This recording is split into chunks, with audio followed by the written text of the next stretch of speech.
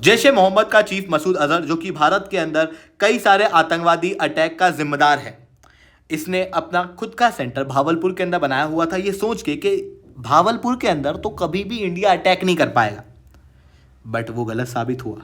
भारत ने भावलपुर के ऊपर कल रात को जो ऑपरेशन सिंदूर के तहत अटैक किया, उसकी वजह से मसूद अजहर के परिवार के लगभग 10 लोग मारे गए हैं।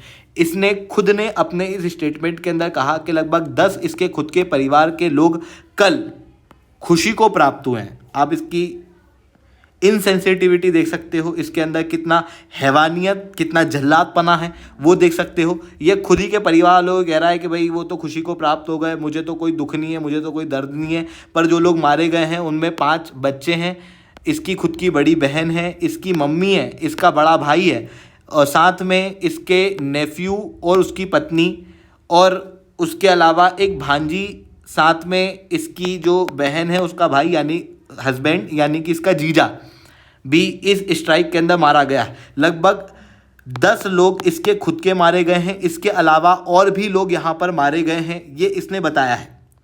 अगर आप भावलपुर के अंदर ही देखोगे तो इससे अंदाज़ा लग सकता है कि मिनिमम टू मिनिमम 26 से तो ज़्यादा ही लोग मारे गए हैं, क्योंकि केवल क्लोज रिलेटिव अगर मैं कहूँ मसूद अजहर के तो वही 10 हैं, इसके अलावा बाकी लोग और मारे गए हैं। और वो इलाका जहाँ पर अटैक किया गया वो बहुत ही डेंसली पॉपुलेटेड और बहुत ही सिक्योर्ड रीजन था, वहाँ पर ये अटैक हुआ, जिसकी वजह से आंकड़े काफ़ी ज़्यादा हैं। पर पाकिस्तानी आर्मी ने यहाँ पर अंडर रिपोर्टिंग की है। पाकिस्तानी आर्मी का कहना है कि ओवरऑल 26 लोग मारे गए, जबकि यहाँ पर आप क्लियरली देख सकते हो कि केवल भावलपुर के अंदर ही 26 से ज़्यादा मिलेंगे। इसके अलावा 8 और लोकेशंस हैं जहाँ पर और भी ज़्यादा लोगों की मृत्यु हो रही है। तो दोस्तों यहाँ पर सवाल उठता है कि पाकिस्तान ने ये अंडर रिपोर्टिंग की क्यों है। साथ में यहाँ पर एग्जैक्टली मसूद अजहर कौन है और इसने पहले कौन कौन से अटैक किए हैं, और अभी जो भारत ने ऑपरेशन सिंदूर किया उसकी वजह से किन किन रीजन में कितने कितने आतंकवादी लोगों की मृत्यु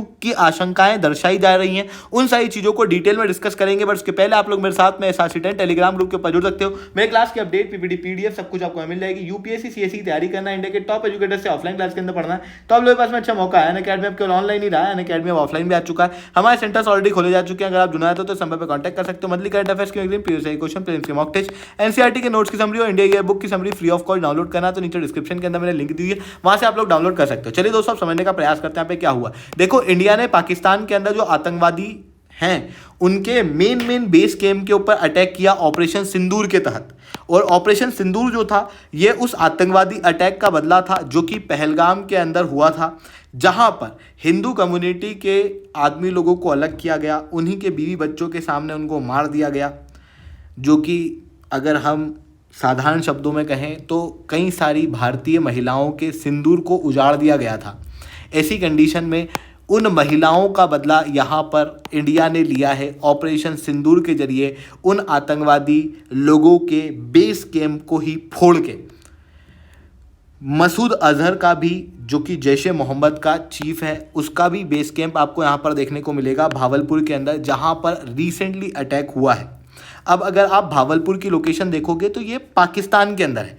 अगर आप पुराने समय की बात करो, जब भारत ने पाकिस्तान के ऊपर एयर स्ट्राइक की थी, सर्जिकल स्ट्राइक की थी, तो जनरली उस समय पर जो आतंकवादी एरिया हम लोगों ने टारगेट किए थे वो पाकिस्तान ऑक्यूपाइड कश्मीर के अंदर हुआ करते थे, और हम कहते थे कि हमने तो हमारी टेरिटरी के अंदर अटैक किया है। इस बार भारत खुला पाकिस्तान के अंदर घुसा है और पाकिस्तान के लाहौर के पास में भावलपुर के अंदर अटैक किया है। इवन रिसेंटली मीडिया ब्रीफ के अनुसार 5 जो सेंटर हैं जहां पर हम लोगों ने अटैक किए वो पाकिस्तान ऑक्यूपाइड कश्मीर के हैं, और 4 जो पाकिस्तान के अंदर अटैक हुए वो मेन पाकिस्तान की मेनलैंड एरिया के अंदर है। इंटरनेशनली जो पाकिस्तान की मेनलैंड आएगी ना, उसके अंदर हम लोगों ने अटैक रिसेंटली किए, और इसी के अंदर भावलपुर के अंदर भी अटैक हुआ। अब अगर आप भावलपुर देखोगे तो भावलपुर जो है वो जैश ए मोहम्मद का जो चीफ है मसूद अजहर, जिसने 2000 के अंदर जैश ए मोहम्मद की गठन किया था, और क्योंकि मसूद अजहर पैदा ही भावलपुर के अंदर हुआ था, और दूसरा इसको लगता था कि यार भाई इंडिया की बॉर्डर से थोड़ा सा दूर है तो यहाँ पर अटैक नहीं होगा, इसका जो सेंटर है वो थोड़ा सा सिक्योर्ड रहेगा। इस हिसाब से इसने भावलपुर के अंदर अपना सेंटर जो है वो बनाया हुआ था, और फिर इसने भारत के अंदर कई सारे आतंकवादी अटैक कराए। 2001 के अंदर पार्लियामेंट में अटैक हो, 2016 का पठानकोट का अटैक हो, या फिर 2019 का पुलवामा का अटैक, इन सब के अंदर मसूद अजहर शामिल था।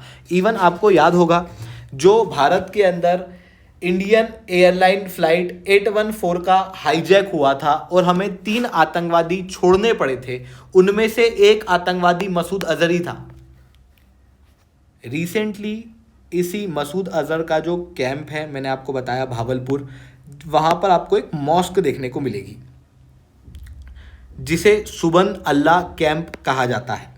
ये जैश ए मोहम्मद का मेन कैंप है और ये काफ़ी फोर्टिफाइड रीजन है। बहुत ही सिक्योर तरीके से यहाँ पर जैश ए मोहम्मद का चीफ अपने परिवारजनों के साथ में रहता है। भारत ने कल रात को जो एयर स्ट्राइक की, आप क्लियरली देख सकते हो, वो डायरेक्टली इस मॉस्क के अंदर ही गई और इस तरीके से पूरा मलबा जो है बाहर निकल गया, जिसके बाद मसूद अजहर के परिवार के लगभग 10 लोग मारे गए हैं, जो कि मसूद अजहर ने खुद ने अपने इस स्टेटमेंट के अंदर कहा है। इतना ही नहीं, पाकिस्तानी आर्मी ने कहा है कि टोटल मृत्यु 26 हुई है, जबकि मसूद अजहर कह रहा है कि इसकी आंखों के सामने सामने ही जो इस रीजन के अंदर मृत्यु हुई है, जो इसके क्लोज है, मतलब एक्सटेंडेड फैमिली को भी इंक्लूड कर लो, तो उसमें आपको 14 लोग दिखेंगे। और ज़्यादा लोगों की मृत्यु केवल भावलपुर में ही हुई है, मतलब 26 से तो ज़्यादा ही भावलपुर में। इसके अलावा आप और 8 जगह देख सकते हो यहाँ पर, जिसके अंदर लश्कर तैयबा का सेंटर है, जैश ए मोहम्मद का है, मुजाहिदीन का है। इन सब के लगभग 9 सेंटर के ऊपर अटैक किया गया है, जहाँ पर और ज़्यादा लोगों के मृत्यु होने की आशंकाएं हैं, मतलब और ज़्यादा आतंकवादियों को हम लोगों ने मृत्यु के घाट उतार दिया है। तो ये चीज़ यहाँ पर देखने को मिल रही है, जिसके अंदर हम लोगों ने जो मेन सेंटर जिनको उड़ाया है, एक बार उनकी ब्रीफिंग समझ लो। सबसे पहले तो सरजाल कैंप, जो कि सियालकोट के अंदर देखने को मिलेगा, पाकिस्तान के अंदर भारत से लगभग 6 किलोमीटर दूर देखने को मिलेगा बॉर्डर से। ये एक कैंप है जहाँ पर कई सारे आतंकवादियों को ट्रेन किया जाता है। और 2025 मार्च के अंदर जम्मू कश्मीर में एक आतंकवादी अटैक हुआ था, जिसके अंदर लगभग 4 पुलिस वालों को मार दिया गया था। तो वो लोग यही सरजाल कैंप से ट्रेन होके आए थे, तो इस सरजाल कैंप को यहाँ पे उड़ाया गया है। इसके अलावा महमुना जोया कैंप, जो कि भी सियालकोट के अंदर ही देखने को मिलता है, जो कि हिजबुल मुजाहिदीन का है, और 2016 के अंदर जो पठानकोट में अटैक हुआ था ना, उससे जुड़ा हुआ ये कैंप है और इसको भी यहाँ पर उड़ा दिया गया है। इसके अलावा मरकज़ तैब कैंप है, जो कि मुरिदले के अंदर देखने को मिलता है। बेसिकली 2008 के अंदर जो मुंबई टेरर अटैक हुआ था, उसके अंदर जो आतंकवादियों को ट्रेंड किया गया था वो इसी कैंप के अंदर किया गया था, तो इस कैंप को भी उड़ा दिया गया है। इसके अलावा अभी जो पहलगाम के अंदर आतंकवादी अटैक देखने को मिला है, उसका भी बदला लिया गया है। उसके भी जो मेन सेंटर्स हैं जहां से वो लोग ट्रेंड होके आए थे, उन कैंप को भी यहाँ पर नस्ते नाबूद कर दिया गया है, पूरा नष्ट कर दिया गया, खत्म कर दिया गया है, जो कि भारत का एक बहुत ही बेहतरीन बदला है पाकिस्तान से और उसके द्वारा सपोर्ट किए जा रहे आतंकवाद से। हालांकि ग्लोबल लेवल पे पाकिस्तान इन दोनों ही चीज़ों को डिफरेंशिएट करके रखता है। वो कहता है कि आतंकवाद अलग है, हमारी आर्मी अलग है। इसी कारण से हम लोगों ने अटैक पाकिस्तान की आर्मी पे नहीं किया, हम लोगों ने पाकिस्तान के आतंकवादी कैंप के ऊपर अभी अटैक किया है। पर इस कैंप के अटैक होने के जस्ट बाद पाकिस्तानी आर्मी अंदर से तिलमिला गई। इनको लगा कि भाई हमारे ही जवान मर गए, क्योंकि ऑब्वियसली आतंकवादी लोग जो है वही इनके सोल्जर है, मेन जो ओरिजिनल सोल्जर है वो तो रिजाइन कर रहे हैं। तो ऐसी कंडीशन में इनको लगा कि यार भाई हमारे तो मेन सोल्जर जो है वो मर रहे हैं। तो फिर इन्होंने गुस्से में आके आर्टिलरी शेलिंग कर दी है जम्मू कश्मीर के अंदर, जिसकी वजह से लगभग 7 लोगों की मृत्यु हुई है।